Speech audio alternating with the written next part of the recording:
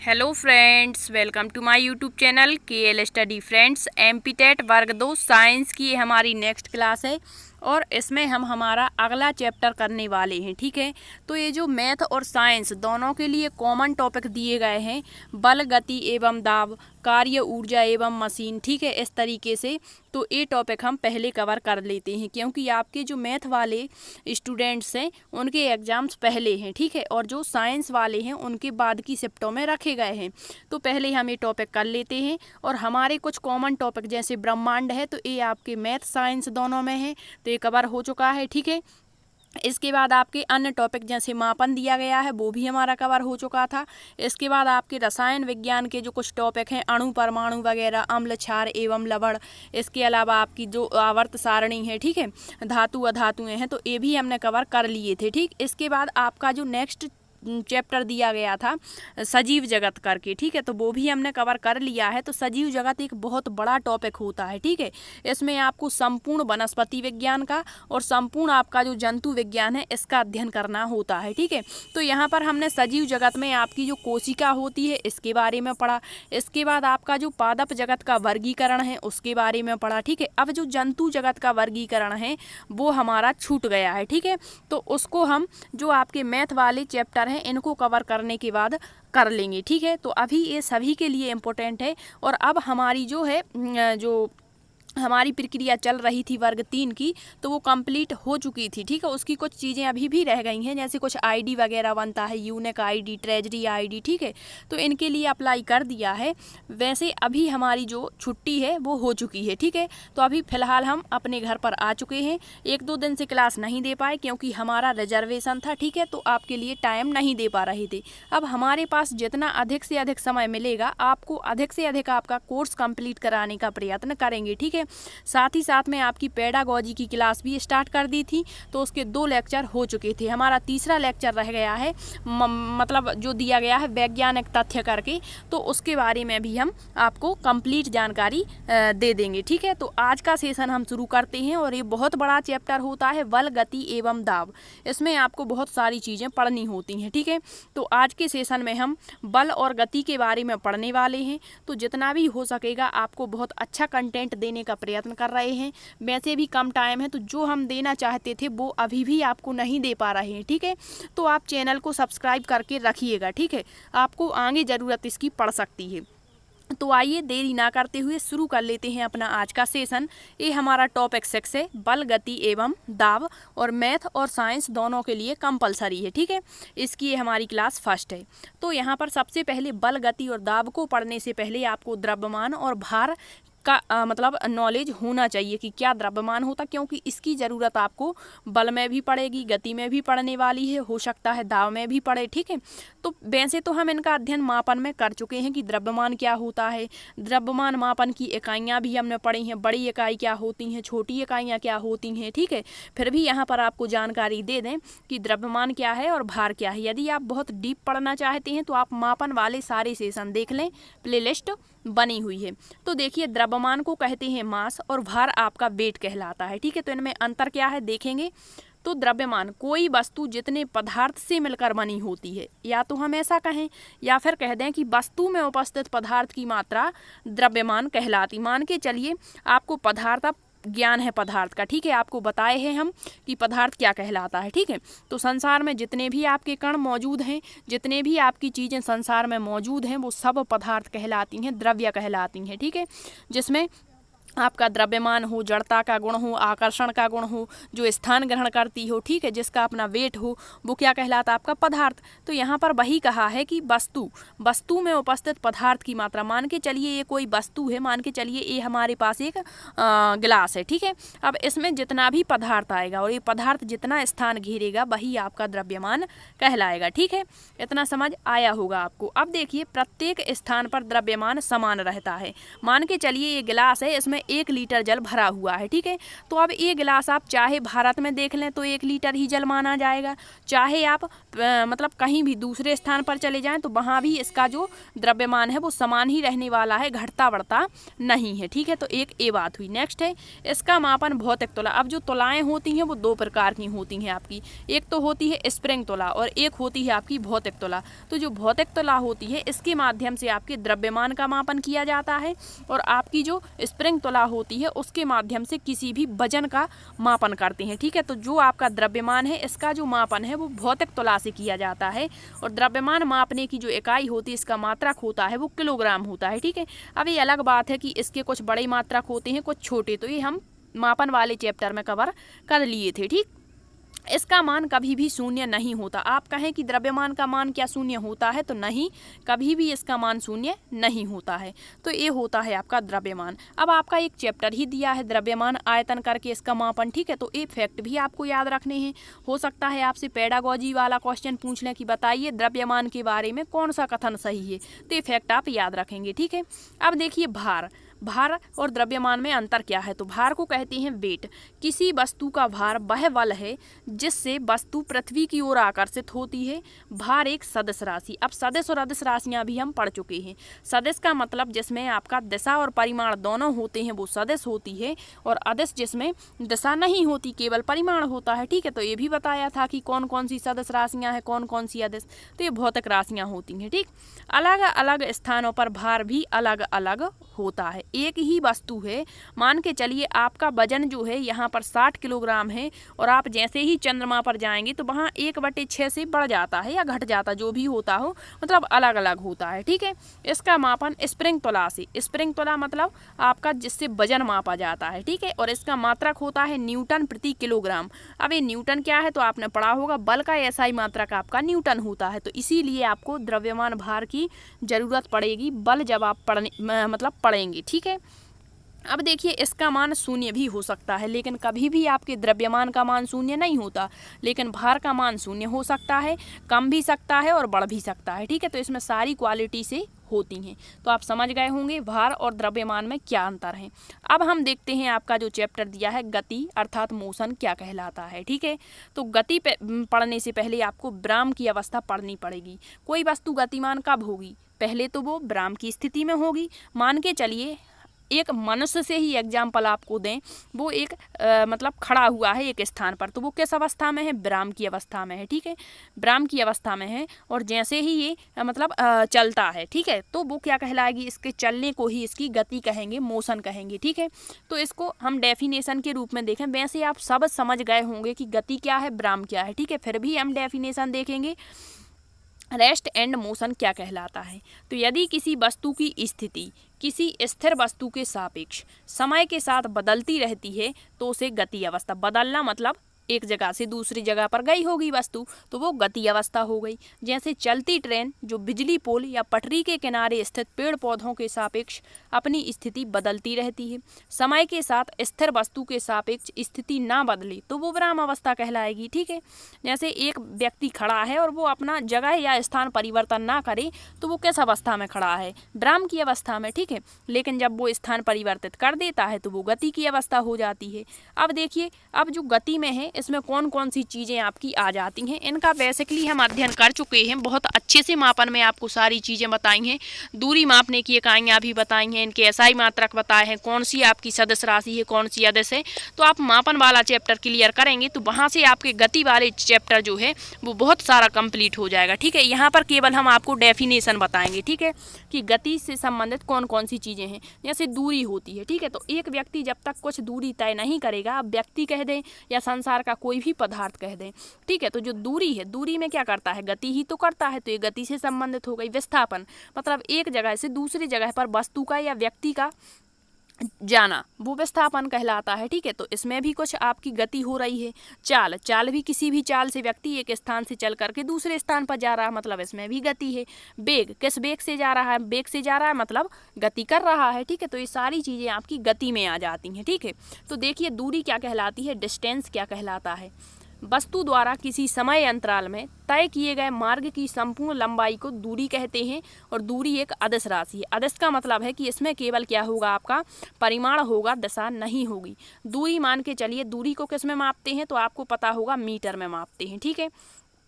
तो हम कभी भी ये नहीं कहते कि जो दूरी है इसमें परिमाण होगा, कहेंगे कि 2 मीटर की दूरी है, ठीक है। ये नहीं कहेंगे कि 2 मीटर की दूरी उत्तर दिशा में, मतलब इसमें दिशा नहीं है, ठीक है। नेक्स्ट है आपका विस्थापन, डिस्प्लेसमेंट। तो वस्तु की अंतिम स्थिति और प्रारंभिक स्थिति के बीच की जो न्यूनतम दूरी है, जितना स्थान ये कवर किया हुआ है, विस्थापित हुई है, यही विस्थापन है और विस्थापन एक सदिश राशि होती है। नेक्स्ट है चाल, स्पीड क्या कहलाती है, तो कोई वस्तु इकाई समय में, मतलब कोई एक समय निश्चित कर दिया जाता है तो जितनी दूरी तय करती है उसे उस वस्तु की चाल कहते हैं। चाल भी एक अदिश राशि है, ठीक है, मतलब केवल इसमें परिमाण होगा, दिशा नहीं होगी। वेग, वेलोसिटी क्या कहलाती है, तो कोई वस्तु इकाई समय में किसी निश्चित दिशा में जितनी दूरी तय करती है, अर्थात जितनी विस्थापित होती है, उसे उस वस्तु का वेग, वेलोसिटी कहते हैं और वेग एक सदिश राशि है। तो सदिश अदिश राशियाँ भी याद रखिएगा क्योंकि ये क्वेश्चन यहाँ से बनता है आपका। नेक्स्ट है त्वरण। त्वरण क्या कहलाता है, एक्लेरेशन, किसी वस्तु के वेग परिवर्तन की दर को त्वरण कहते हैं। तो ये आपके किस में आ जाते हैं, सभी आपके गति के अंतर्गत आते हैं। अब देखिए, गति के बाद आपने पढ़ा होगा न्यूटन की गति के नियम। यहाँ से आपके क्यों वाले क्वेश्चन खूब पूछे जाते हैं। जैसे कहेगा कि मतलब चलती हुई ट्रेन से व्यक्ति यदि मतलब पीछे झुक जाता है, आगे झुक जाता है, या फिर कहेगा बंदूक से कांच में मतलब यदि हम छेद या मारते हैं, जो भी करते हैं तो गोल छेद होता है, लेकिन पत्थर से मारते हैं तो कांच चूर चूर हो जाता है। इसका कारण क्या है, तो जो गति के नियम हैं ये इम्पोर्टेंट हैं, ठीक है। तो आइए देखते हैं न्यूटन की गति के नियम। आपने अपना तीसरा टॉपिक देखा होगा, सिलेबस में दिया गया है पेडागोजी का, कुछ वैज्ञानिक तथ्य, ठीक है। तो यही तथ्य होते, जितने भी आपको लॉस दिए गए हैं आपके इसमें विज्ञान में, जैसे आर्किमिडीज का सिद्धांत क्या होता है, न्यूटन के सिद्धांत, तो यही तथ्य पढ़ने हैं, ठीक है।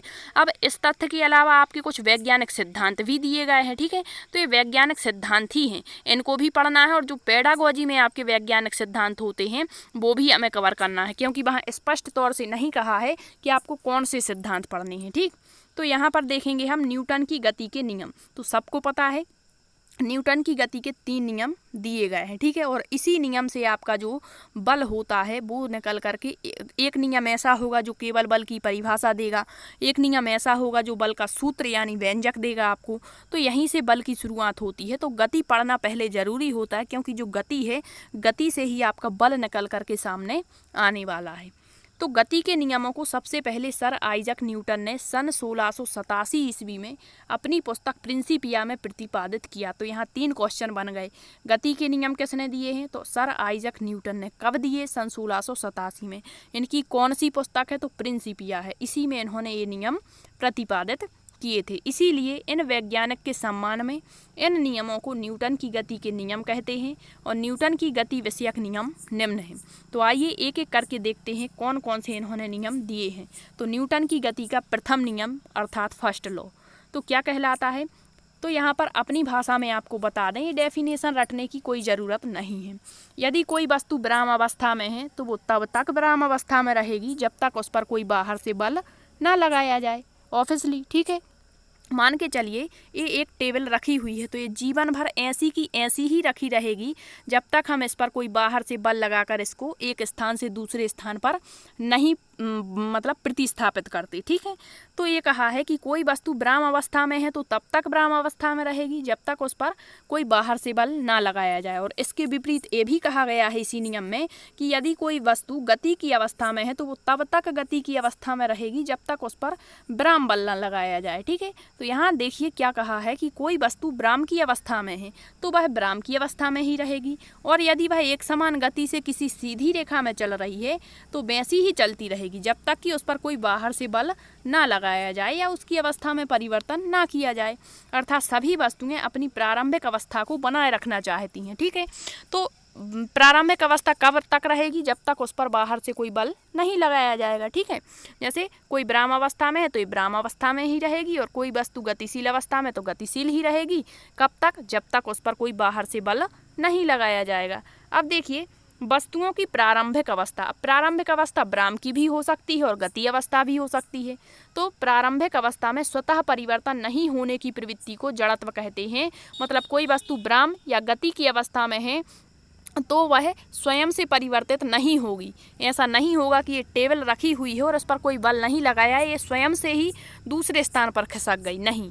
तो यही गुण जो होता है यही जड़त्व कहलाता है। इसीलिए न्यूटन के प्रथम नियम को जड़त्व का नियम कहते। मोस्ट इम्पोर्टेंट फैक्ट रहेगा, पूछा जाता है जड़त्व का नियम कहलाता है न्यूटन की गति का प्रथम नियम, द्वितीय नियम या तृतीय नियम। तो याद रखिए गति का प्रथम नियम आपका जड़त्व का नियम कहलाता है। और जड़त्व क्या कहलाता है, तो कोई भी वस्तु जो है उसकी जो प्रारंभिक अवस्था है उसमें स्वतः परिवर्तन ना होने की प्रवृत्ति ही आपकी जड़त्व कहलाती है। ठीक, अब देखिए बल वह कारक है जिसके द्वारा किसी वस्तु की ब्राह्म अवस्था या गति अवस्था में परिवर्तन किया जाता है। अतः प्रथम नियम हमेशा बल की परिभाषा देता है। तो एक क्वेश्चन ये निकल करके आता है कि बल की परिभाषा न्यूटन के किस नियम से निकल करके सामने आई है, तो वो आपका प्रथम नियम है। ठीक है, अब आप समझ गए होंगे कि प्रथम नियम क्या है। क्या है प्रथम नियम, कि कोई वस्तु ब्राह्म अवस्था में है या गति की अवस्था में है तो तब तक वह ब्राह्म या गति की अवस्था में रहेगी जब तक उस पर कोई बाह्य ना लगाया जाए। इसके बाद इसमें स्वतः परिवर्तन नहीं होता इस अवस्थाओं में। ठीक है,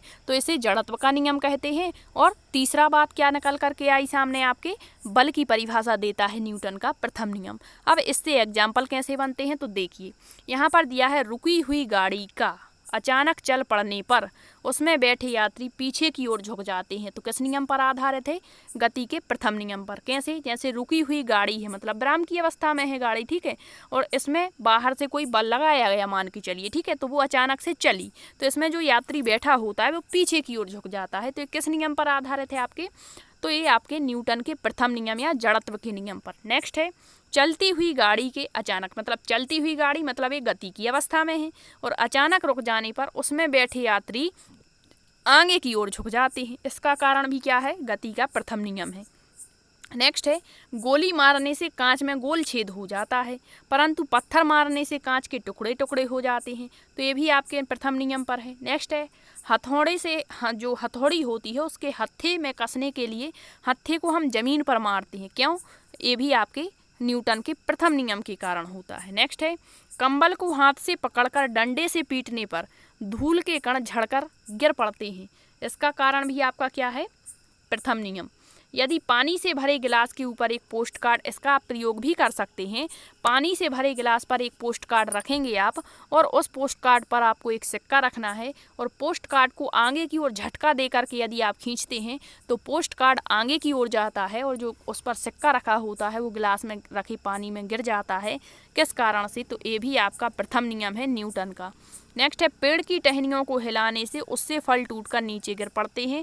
इसका कारण भी आपका क्या है, गति का प्रथम नियम ही है। तो इतने ये आपके गति के प्रथम नियम पर आधारित सिद्धांत हैं, इनको आपको याद रखना है, क्यों वाले क्वेश्चन यहाँ से बन जाते हैं। ठीक है, तो आप समझ गए होंगे गति का प्रथम नियम। अब देखते हैं गति का द्वितीय नियम। द्वितीय नियम क्या है, तो ये आपके संवेग के नियम पर आधारित है। ठीक है, तो संवेग और आवेग के बारे में भी हम पढ़ चुके हैं पिछली क्लासों में, मापन वाले टॉपिक में, तो आप वहाँ पर देख लें एक बार। तो गति का द्वितीय नियम क्या है, तो वस्तु के संवेग में परिवर्तन की दर उस वस्तु पर आरोपित बल के अनुक्रमानुपाती होती है तथा संवेग परिवर्तन आरोपित बल की दिशा में होता है। ये समझ नहीं आया होगा। अब देखिए इस नियम को हम इस प्रकार भी कह सकते हैं कि किसी वस्तु पर आरोपित बल, मान के चलिए एक वस्तु है और इस पर हमने कोई बल लगाया 5 न्यूटन का बल, ठीक है, उस वस्तु के द्रव्यमान, द्रव्यमान मतलब वो जितना स्थान घेर रही है, और बल की दिशा मतलब किस दिशा में हम बल को लगा रहे हैं, उसमें जो उत्पन्न त्वरण होता है उसे उसके गुणनफल के बराबर होता है। ठीक है, अब यहाँ देखिए आप समझ जाएंगे, यदि किसी m द्रव्यमान की वस्तु है, कितना है द्रव्यमान m है, उस पर F बल आरोपित करते हैं तो उसमें बल की दिशा में a त्वरण उत्पन्न हो जाता है। तो इसे द्वितीय नियम के अनुसार F बराबर ma, और यही आपके बल का सूत्र होता है, बल का व्यंजक होता है। F क्या होता है, आरोपित आपका बल होता है, m होता है द्रव्यमान और a होता है त्वरण।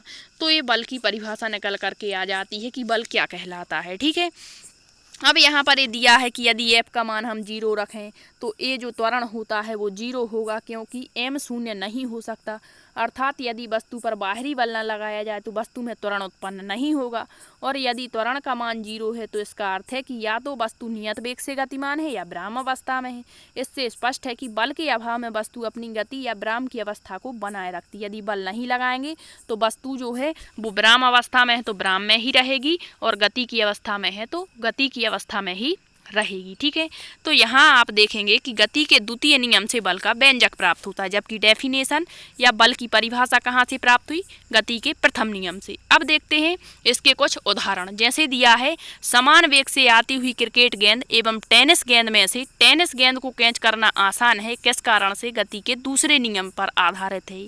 नेक्स्ट है, क्रिकेट खिलाड़ी तेजी से आती हुई गेंद को कैच करते समय अपने हाथों को गेंद के बेग से या गेंद के बेग की जो दिशा होती उसी में गतिमान कर लेता है ताकि चोट कम लगे। तो आपने देखा होगा क्रिकेट में जब भी कोई खिलाड़ी कैच करता है गेंद को तो पीछे की ओर हाथों को खींचता है उसी बेग से जिस बेग से गेंद आ रही है। इसका कारण भी आपका न्यूटन का द्वितीय नियम है। नेक्स्ट है, गद्दा या मिट्टी के फर्श पर गिरने पर सीमेंट से बने फर्श पर गिरने की तुलना में कम चोट लगती है, किस कारण से? गति के द्वितीय नियम से। गाड़ियों में स्प्रिंग और शॉक एब्जॉर्बर लगाए जाते हैं ताकि झटका कम लगे। तो ये आप उदाहरण याद रखेंगे। कराटे खिलाड़ी द्वारा हाथ के प्रहार से ईंटों की पट्टी तोड़ना। ऊंची कूंद लंबी कूंद के लिए मैदान की मिट्टी खोदकर हल्की कर दी जाती है ताकि कूदने पर चोट कम लगे। अधिक गहराई तक कील को गाड़ने के लिए भारी हथौड़े का उपयोग किया जाता है। तो गति के द्वितीय नियम के उदाहरण हैं, आपको ये उदाहरण याद रखने हैं। इससे बाहर के एग्जाम्पल नहीं पूछे जाते और पूछे भी जाएंगे तो यदि आपने इनको समझ करके पढ़ा है तो आप आसानी से आंसर दे पाएंगे। ठीक है, अब देखते हैं गति का तृतीय नियम कौन सा है, थर्ड लॉ क्या कहलाता है। तो इस नियम के अनुसार प्रत्येक क्रिया के बराबर परंतु विपरीत दिशा में प्रतिक्रिया होती है। तो ये बिल्कुल आसान है, अर्थात दो वस्तुओं की पारस्परिक क्रिया में एक वस्तु जितना बल दूसरी वस्तु पर लगाती है दूसरी वस्तु भी विपरीत दिशा में उतना ही बल लगाती है। बल पहली वस्तु पर लगाती है, ठीक है, जो बल दूसरी वस्तु पर लगाया जा रहा है वही दूसरी वस्तु विपरीत दिशा में बल लगाएगी पहली वस्तु पर। इसमें से किसी एक बल को क्रिया और दूसरे बल को प्रतिक्रिया कहते हैं। तो इस कारण से जो गति का तीसरा नियम है उसे क्रिया प्रतिक्रिया का नियम कहते हैं। तो ये आप समझ गए होंगे तीनों नियम। तो आपका जो संवेग पर आधारित नियम है वो दूसरा नियम है, आपका तीसरा नियम क्रिया प्रतिक्रिया का नियम, मतलब प्रत्येक क्रिया के विपरीत और परस्पर क्रिया होती है, और पहला नियम जो वस्तु विराम या गति की अवस्था में तो उसी अवस्था में रहेगी तब तक उस पर बाह्य ना लगाया जाए। अब इसको उदाहरण देखो, बंदूक से गोली छोड़ते समय पीछे की ओर झटका लगना। तो बंदूक से गोली छोड़ी तो क्रिया हुई, और लेकिन पीछे से भी झटका लगता है जो बंदूक चलाने वाला होता उसको, तो ये प्रतिक्रिया हो गई। ठीक है, नेक्स्ट है, नाव के किनारे पर से जमीन पर कूदने से नाव पीछे हटना। तो जब भी हम कभी नाव से पानी में कूदते हैं तो नाव को पीछे धक्का टाइप का लग जाता है, तो ये भी क्रिया प्रतिक्रिया हुई। नेक्स्ट, कुआं से पानी खींचना मतलब क्रिया करना, ठीक है, और रस्सी यदि टूट गई तो व्यक्ति पीछे गिर जाता, मतलब प्रतिक्रिया हो गई। नेक्स्ट है, ऊंचाई से कूदने पर चोट लगना, ठीक है, तो ऊंचाई से कूदना तो क्या है, हमारा क्रिया है, लेकिन चोट लग जाना प्रतिक्रिया हुई। रॉकेट का आगे बढ़ना, तो ये सब आपके गति के तीसरे नियम पर आधारित है। आई होप आप गति के तीनों नियम समझ गए होंगे, ठीक है, और बल भी समझ गए होंगे कि कहाँ से परिभाषा निकली, कहाँ से व्यंजक आया। अब बल पढ़ना आसान रहेगा, ठीक है। अब संवेग संरक्षण का नियम और देख लेते हैं, ये भी इम्पोर्टेंट है, आपका law of conservation of movement.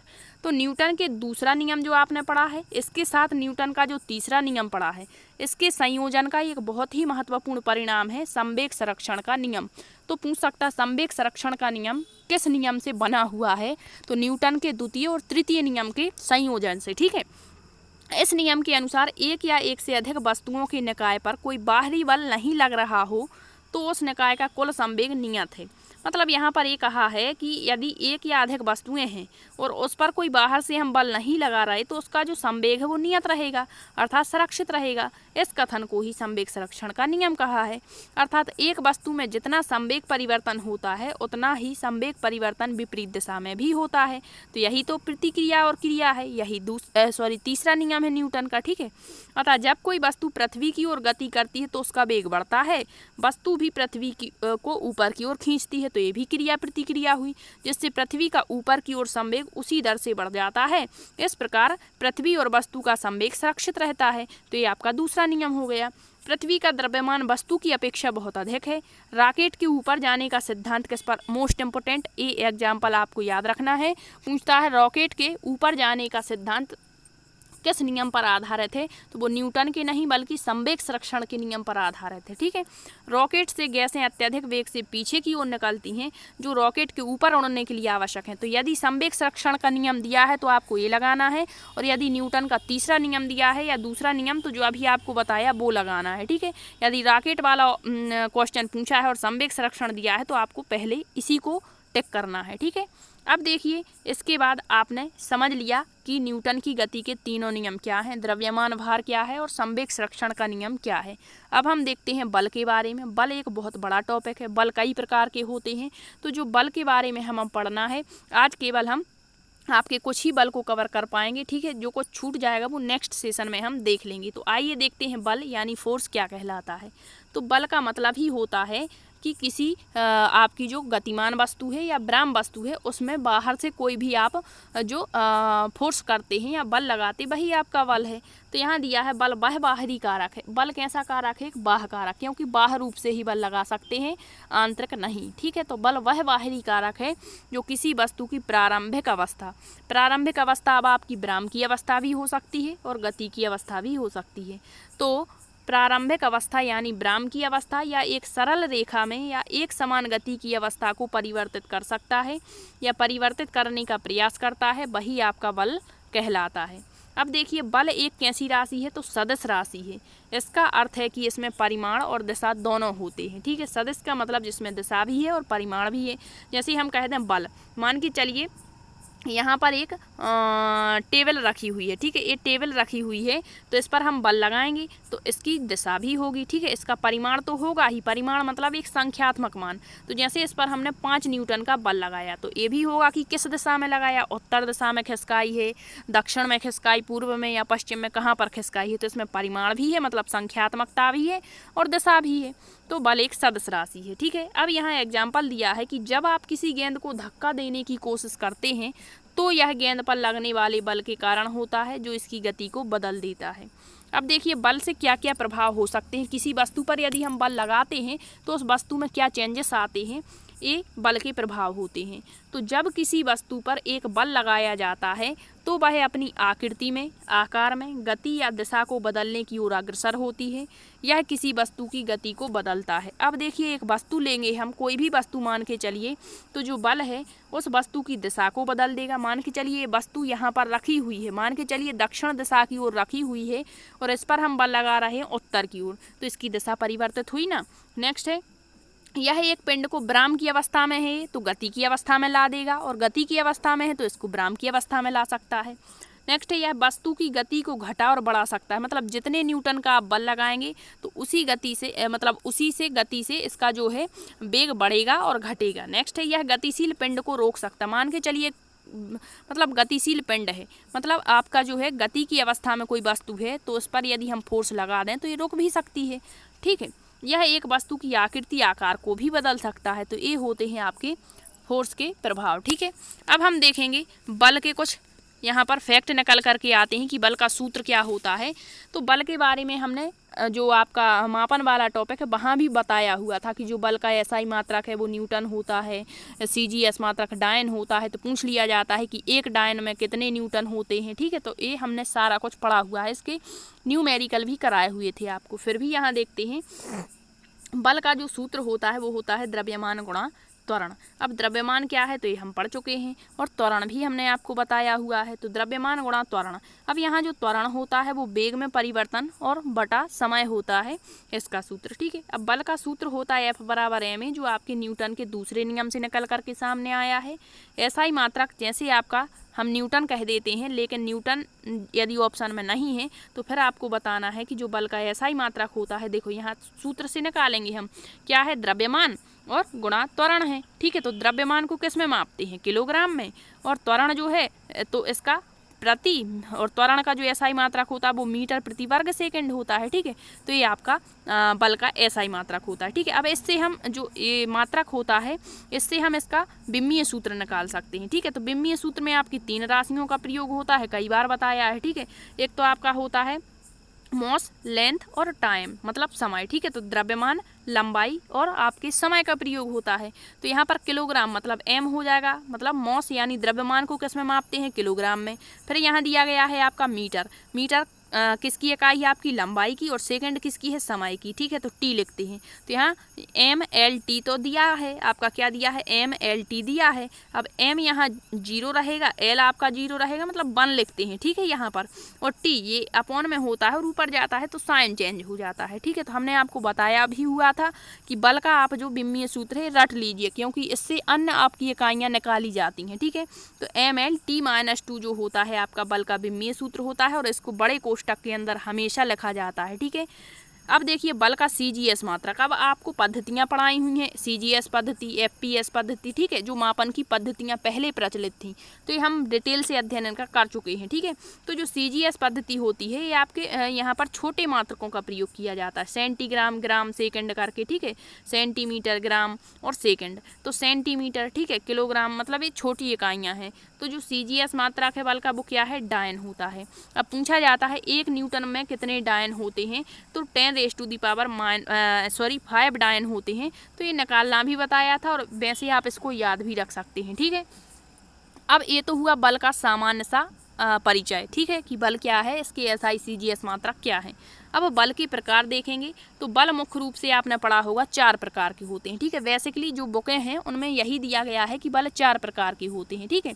लेकिन यहाँ पर जो मुख्य रूप से बल हैं वो 2 प्रकार के होते हैं, और इन्हीं 2 प्रकारों में आपके सारे बल आ जाते हैं, ठीक है। तो ये 2 प्रकार, एक तो संपर्क बल और एक होता है आपका असंपर्क बल। तो संपर्क बल क्या है, मतलब जो बल यहाँ बल होगा, ठीक है, जो बल वस्तु के संपर्क में आने पर ही कार्य करे उसे संपर्क, मतलब जिसमें संपर्क हो और जिसमें संपर्क ना हो, ठीक है। तो संपर्क मतलब संपर्क में आने पर जो बल कार्य करता है उसे संपर्क बल 2 प्रकार का होता है। फर्स्ट है पेशीय बल और दूसरा घर्षण बल।